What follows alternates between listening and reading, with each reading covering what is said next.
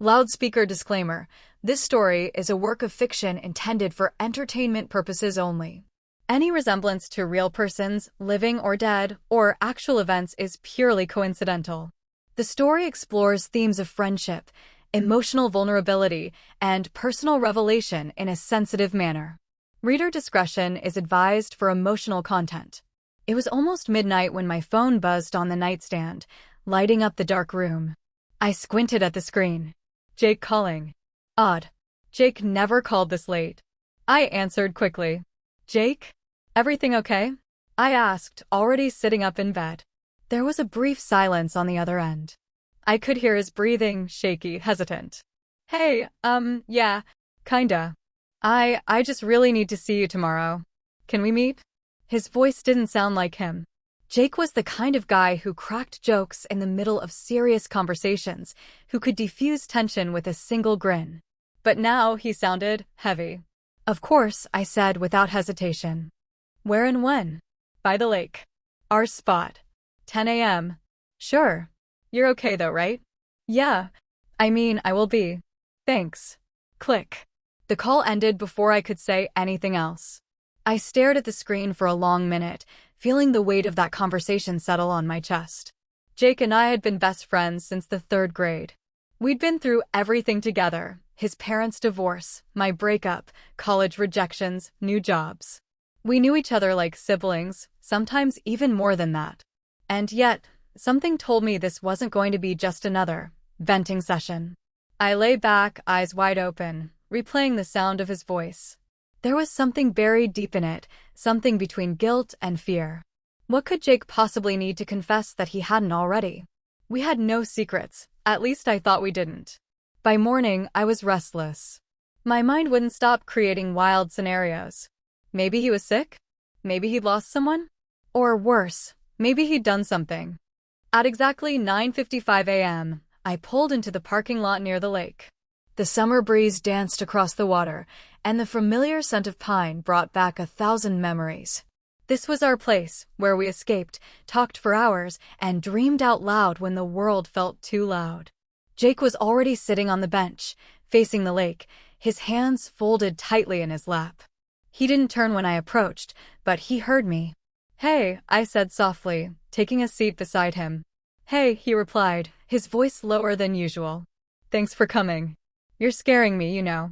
I know, he nodded slowly. I didn't mean to. I need to tell you something. And I don't know how. I waited, watching the tension in his jaw, the way he avoided eye contact. The silence between us wasn't awkward, it was loaded. Whatever it is, I'm here, I told him gently. Jake finally turned to look at me, and in his eyes, I saw something I'd never seen before: vulnerability, raw and unfiltered. I've been holding this in for years, he said, voice barely above a whisper. But I can't anymore. He inhaled deeply. Please, just listen. Jake's words hung in the air like fog, thick and hard to see through. I've been holding this in for years, but I can't anymore. He didn't speak after that. He just stared at the lake, lips pressed tightly together, knuckles white against each other.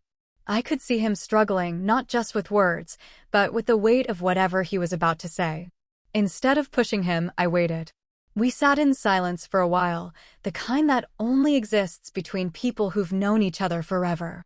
The wind carried memories across the water. I found myself looking around the lake, remembering the times we'd spent here. You remember the time we skipped that science test and came here instead? I said, breaking the quiet. Jake chuckled softly, the tension in his shoulders loosening just a little. You bribed the lunch lady for a hall pass. With a chocolate bar. And you made me lie to Mrs. Cullen, saying I had a dentist appointment, I replied, smiling despite everything. That was a good day, he said. It was always good with you. That hit differently. I looked at him, really looked at him, and I saw it, a sadness I had never noticed before. It was like he had been holding something behind every smile, every joke, every casual text. I thought I knew Jake better than anyone, but suddenly, he felt like a stranger wearing a familiar face. You've always been there, Jake said quietly, still not looking at me. Every important moment in my life, you were standing beside me. You remember when my mom left? Yeah, I nodded, my chest tightening. We camped out in your backyard that night. You said sleeping under the stars made it hurt less. You brought marshmallows and that stupid plastic telescope, he said, a faint smile curling at the edges of his lips. You said if we kept looking up, we'd stop feeling down. I was 12. I was full of bad quotes, I laughed softly. You were full of hope, he corrected. You always were. There was a pause, and his voice grew more serious again. I've been thinking about all of that lately. All the moments. The years. The things I didn't say. I turned to face him fully now. Jake, whatever it is, just say it. You know I won't judge you. His eyes finally met mine, and in them was a storm I wasn't prepared for. You're right, he whispered. You won't judge me, but I'm scared it'll change everything. I wanted to tell him nothing could change us. We were solid. Unshakable. But even as I opened my mouth to say it, I felt something shift. The gravity in the moment. The weight in his stare. And for the first time since we met, I didn't know what was coming next. Jake's gaze didn't waver. For someone who used to laugh through awkward silences, he now sat completely still. No jokes, no sarcasm, no smile. I've replayed this moment in my head so many times. He began, voice soft, like he was speaking more to himself than to me. And every version ended with me walking away without ever saying it. I swallowed, feeling the tightness in my throat grow. You don't have to say anything if you're not ready. I am ready, he interrupted, more firmly this time. It's just, I don't know if you are. My heart beat louder in my ears. Try me. He looked away for a moment, as if gathering the last of his courage. Then he smiled, but it wasn't the kind I was used to. It was small, cracked at the edges, like he was holding back everything behind it. You ever notice how I never dated anyone seriously? He asked. I blinked. That wasn't what I expected. Yeah, I said slowly. But I figured you just weren't looking for that. He nodded. That's what I told people too. It was easier than explaining the truth. I tried to process what he was hinting at, but it wasn't clear yet. My mind was running through possibilities, none of them definite, all of them making my chest feel heavier.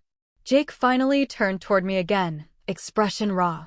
The truth is, I couldn't date anyone else because I was in love with someone I wasn't supposed to be. My breath caught.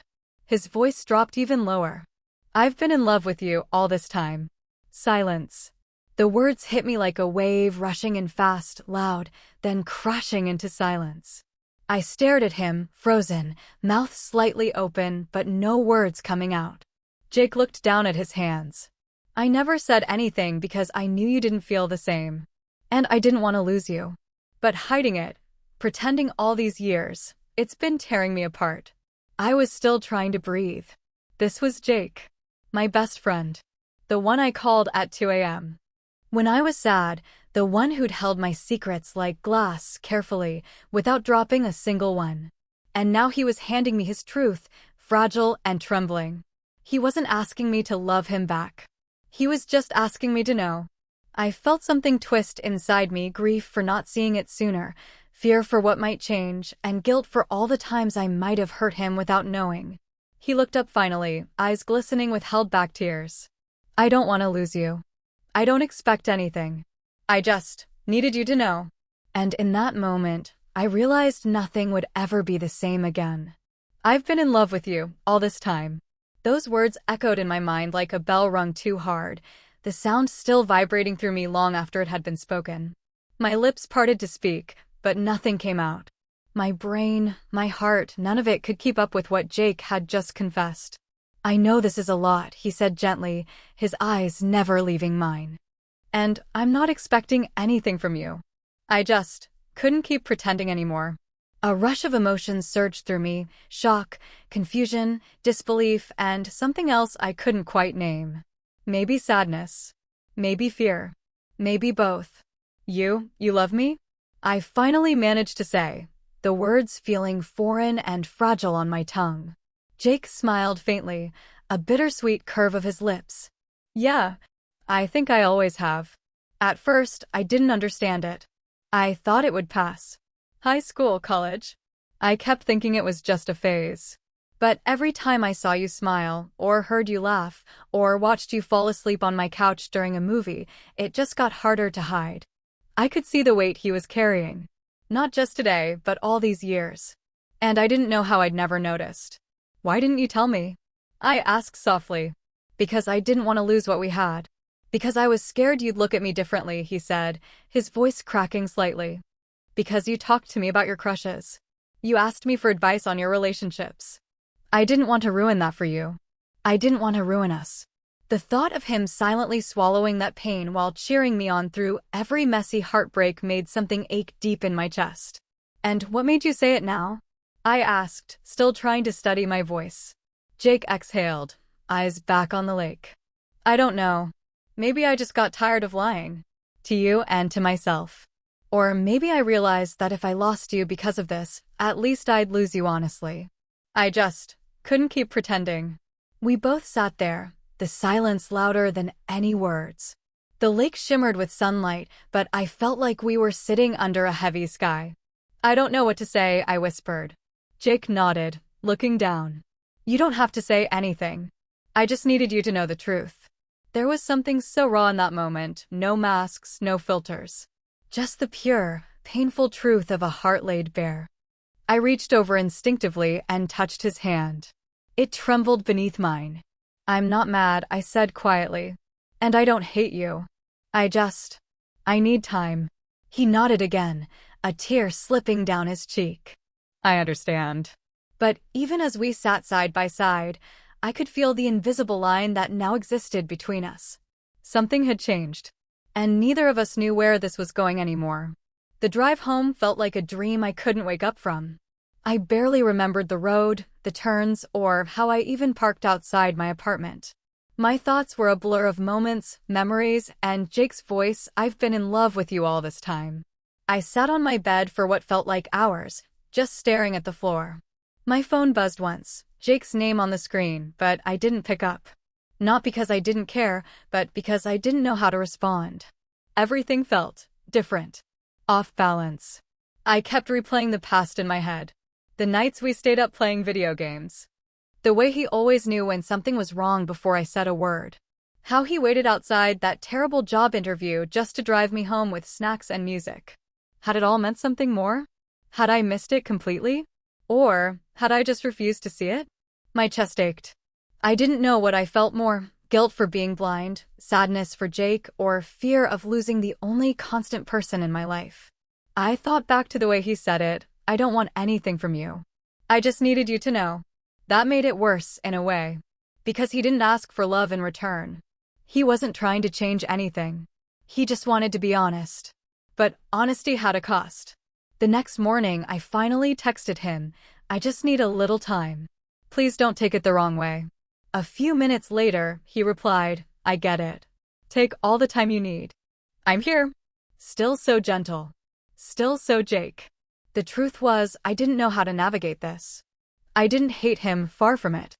But I'd never thought about him that way. Now I couldn't stop wondering if I'd been selfish. Blind. Oblivious to a love that had been blooming right in front of me for years. Later that evening, I called my sister. She was the only person who knew both of us well enough to understand. Jake, she said, surprised. Are you serious? Yeah, I sighed. He told me he's been in love with me. For years. She was quiet for a second. Honestly, I always kind of wondered. That hit me like a slap. Wait, what? Come on, she said gently. The way he looks at you? The way he always shows up, no matter what? You really didn't see it. I didn't answer. Because I didn't know. Look, she continued, you don't owe him love back. But you do owe both of you the truth. So figure out what's real. Not just what's comfortable. Those words stayed with me long after the call ended. What was real? What if everything I thought I knew about our friendship had been built on something more? And what if I wasn't as sure about my own heart as I thought I was? The following days felt strangely hollow. I didn't avoid Jake, but I didn't reach out either. I needed the silence. I needed space to think, not just about him, but about myself. About us. I took long walks through the neighborhood. I sat by the window at night, watching the city lights blur through glass. And in every quiet moment, I found pieces of Jake. I remembered the night I'd cried in his car after my first breakup. I remembered how he didn't ask me to talk. He just sat there, playing soft music and handing me tissues, one by one. I remembered the way he celebrated my small wins like they were his own. Job promotions, a finished painting, even just a good hair day. Jake had always been there, every high, every low. And now I saw it all differently. It wasn't just friendship. It was love. Not romantic, not for me, but love in its purest form. A love that had gone unspoken, unlabeled, and unnoticed by me for so long that I hadn't realized how deeply it ran beneath everything we shared. I wasn't in love with Jake. That much I knew. But I loved him. Deeply. Fiercely. And now I had to figure out if that love could survive the truth. One afternoon, I met up with my friend Sam for coffee. I needed an outside voice, someone who didn't know Jake as well, someone with fresh perspective. "You look like your brain's trying to run a marathon," she said, raising an eyebrow as I stirred my coffee without drinking it. "It kind of is." I told her everything. From the lake to the confession to the silence since. She listened without interrupting.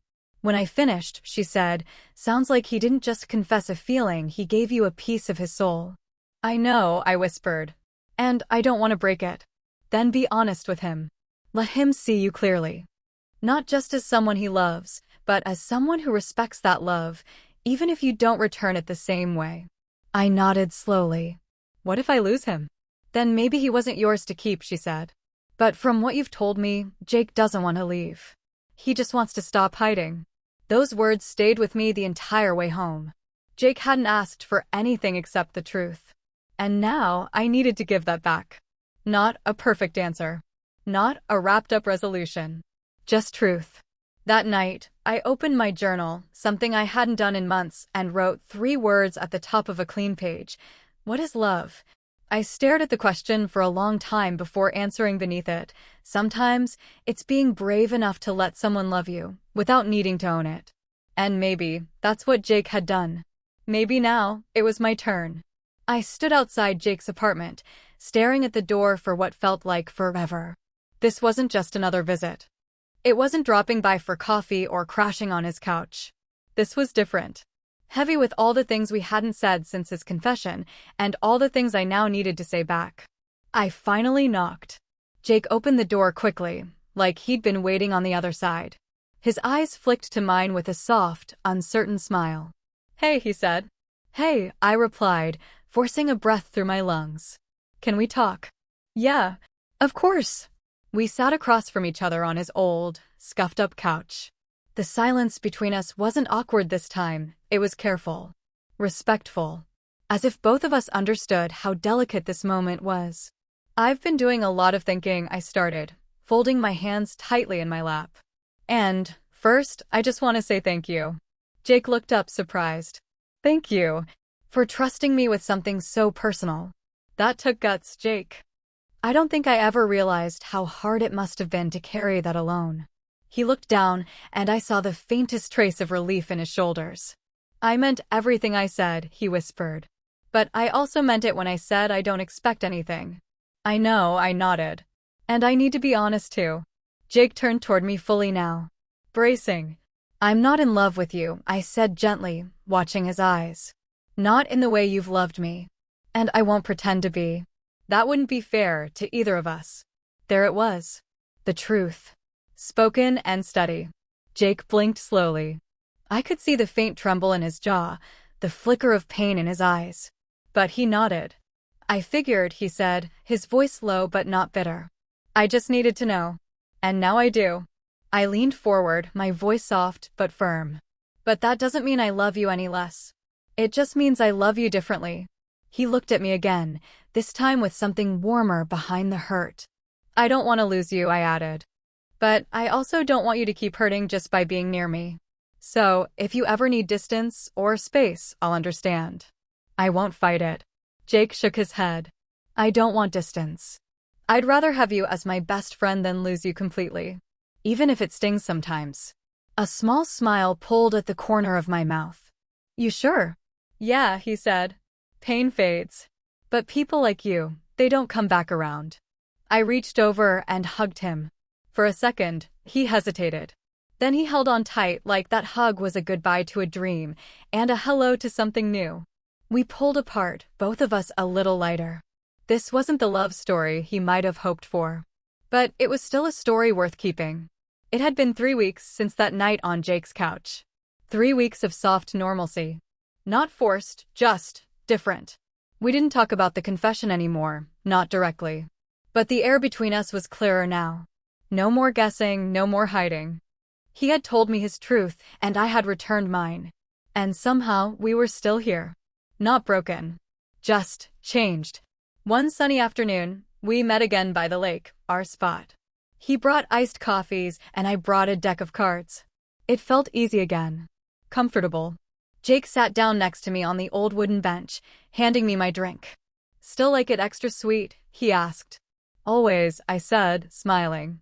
We sat in silence for a moment, watching the water ripple beneath the breeze. Then Jake looked over at me. "You know," he said thoughtfully, "I was terrified you'd never talk to me again. I was terrified I'd say the wrong thing and ruin everything," I admitted. "And yet here we are," he chuckled softly. "Yeah," I said, nodding. "Here we are." He reached down and picked up a smooth rock, turning it in his fingers. "You ever think about how many people don't survive something like this? Friendships. Confessions," he corrected. "The unreturned kind." I thought about it for a second, then looked at him. "I think it depends on the people," I said honestly. Some friendships crack under pressure. Others bend, adjust, and come out stronger. Jake nodded. "Guess we're the bending kind." We smiled at each other, not with lingering pain, but with quiet understanding. The storm had passed, and what remained was something rooted even deeper. "I want you to be happy," I said sincerely. "With someone who sees you the way you deserve. Who loves you back." "I know," he said, his eyes soft. "And I will be. Eventually." We spent the next hour talking about life, work, our families, weird dreams, and plans for summer. No tension, no awkward pauses. Just us. Before I left, Jake stood up and looked out at the lake one last time. "I used to come here when I needed to feel close to you," he said quietly. "Now I come here just because I like being here with you." That hit me harder than I expected. "You'll find someone, Jake," I said, squeezing his arm gently. "And when you do, I'll be here to cheer you on." He smiled. "You always are." As we walked back to our cars, I realized something important. Not every love ends in heartbreak. Some love transforms. It shifts. It teaches. Jake's confession didn't ruin us. It reminded us what we meant to each other. Sometimes, the love you don't expect leaves the biggest mark, not because it ends in romance, but because it survives as something deeper. Something permanent. Not every confession breaks a bond. Some make it unbreakable. 71.